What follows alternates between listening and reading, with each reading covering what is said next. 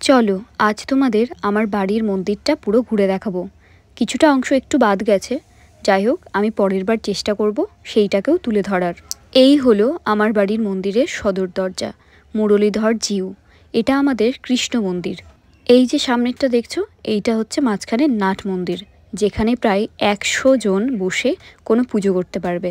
তার বাম পাশে যে রয়েছে সেইটা হচ্ছে আগেকার দিনের কাচারি ঘর, মানে আগে বাড়ির সমস্ত জমি জায়গার হিসেব নিকেশ যারা করতো সেই ঘরেই করা হতো। আর এই হচ্ছে আমাদের সিঁড়ি দিয়ে উঠেই আমাদের মন্দিরের বারান্দা, আর এই গ্রিলে ঘেরা বারান্দাটার ভেতরেই রয়েছে মুরলীধরের ঘরের প্রধান দরজা। এছাড়াও মন্দিরের ভেতরে প্রবেশ করার রয়েছে আরেকটি দরজা, যেটা দিয়ে ভোগ মন্দির থেকে ভোগ নিয়ে যাওয়া হয় ঠাকুরের জন্য। আর এই রাস্তা দিয়ে ঢুকেই প্রথমে রাখা থাকে এই জমিদারি আমলের এই সমস্ত অস্ত্রশস্ত্রগুলো, আর সেই ঘরেই রয়েছে শিবলিঙ্গ। এই বড় শিবলিঙ্গের সাথে আরও কিন্তু বিভিন্ন রকমের দেবতারাও রয়েছে এই ঘরে। তারপর এইটা দিয়ে সোজা এগিয়ে গেলেই পরে হচ্ছে পাশের ঘর। পাশের ঘরে প্রথমেই থাকে ডান দিকে দুর্গা, যেটা একদম পেতলের মূর্তি, তার পাশেই রয়েছে আমার মুরলীধর, তার পাশে নারায়ণ, এবং নারায়ণের নিচে কিন্তু আরও অনেকগুলো নারায়ণ আছে। তার পাশে যে কাঠের জায়গাটা করা রয়েছে তার মধ্যে নিত্যানন্দ মহাপ্রভুরা, আর তার একদম পাশে রয়েছে আমার মুরলীধরের শোয়ার জায়গা, যেখানে প্রত্যেক দিন মুরলীধরকে শয়ন দেয়া হয়। আমাদের মুরলীধরের কিন্তু 365 দিন অন্নের ভোগ হয়। 5 রকম ডাল তরকারি দিয়ে গোবিন্দভোগ চালের ভোগ কিন্তু মন্দিরে প্রতিদিন হয়।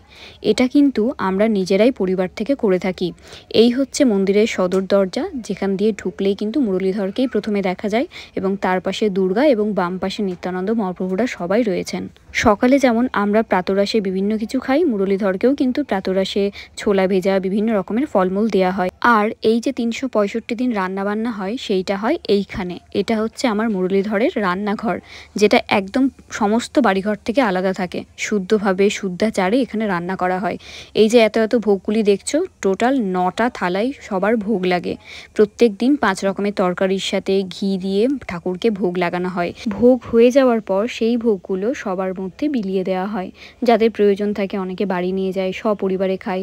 এই রাস্তাটি দিয়ে ভোগ মন্দির থেকে ভোগ চলে যায় মন্দিরের ভেতরে। তবে হ্যাঁ, মুরলীধরকেই শুধু ভোগ দেওয়া হয় না, তার সাথে কিন্তু সব ঠাকুরকেই দেওয়া হয়। মুরলীধরের ঘর থেকে বেরোলেই এত বড় একটা বারান্দা, বারান্দার একধারে রয়েছে ঝুলনের জন্য দোলনা। ঝুলনের সময় ঠাকুর দোলনায় বসে। বারান্দার এক পাশে যেমন ঝুলনের দোলনা দেখছো, ঠিক আরেক পাশে রয়েছে বাসুদেব, শিবলিঙ্গ, সব কিছু রয়েছে। বছরের বিভিন্ন সময় বিভিন্ন অনুষ্ঠান হয়। এই সমস্ত যা যা ভুলে গেছি আমি পরের ভিডিওতে কিন্তু অবশ্যই দেব। ততক্ষণ সবাই ভালো থেকো। রাধে রাধে।